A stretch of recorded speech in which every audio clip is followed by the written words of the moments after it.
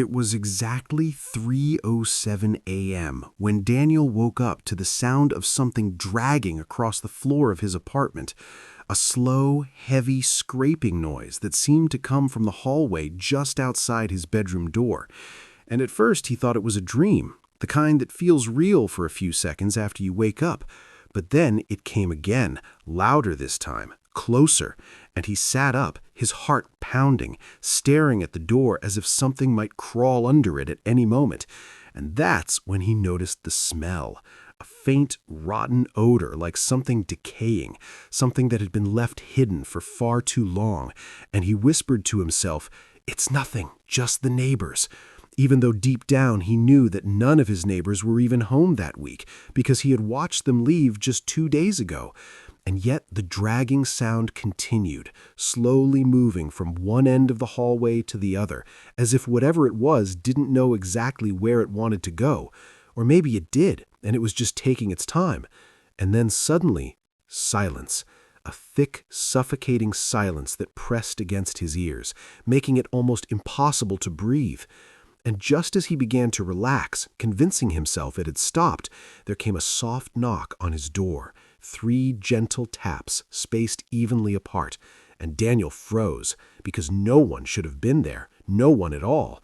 And yet the knock came again, slightly louder this time, and against every instinct telling him not to move, he slowly got out of bed, each step toward the door feeling heavier than the last, as if the air itself was resisting him. And when he finally reached for the handle, his hand trembled so badly he had to use both hands to turn it.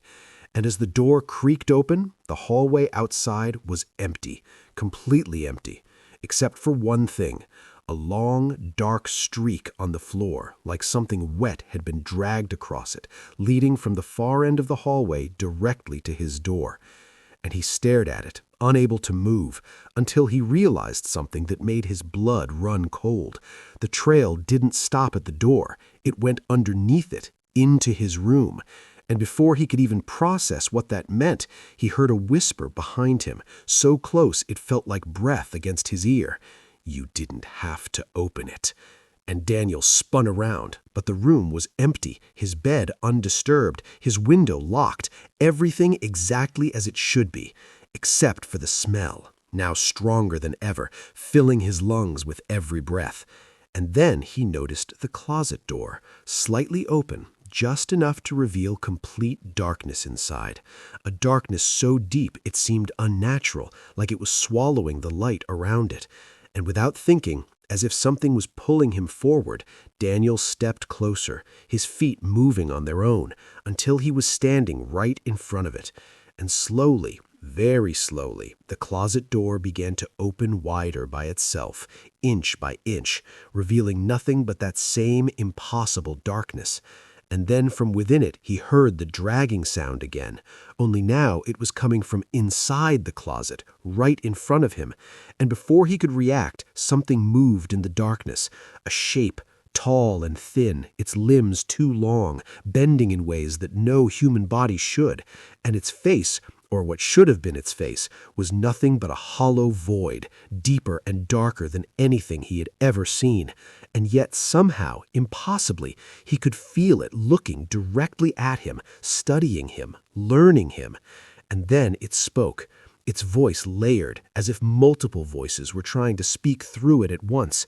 "You heard me, so now you belong to me."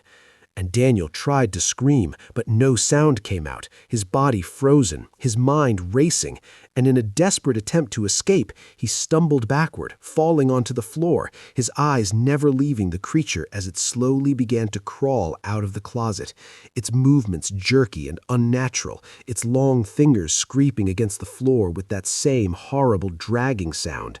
And just as it reached the edge of the closet, the lights in the apartment flickered violently before going out completely, plunging everything into total darkness. And for a moment, there was nothing.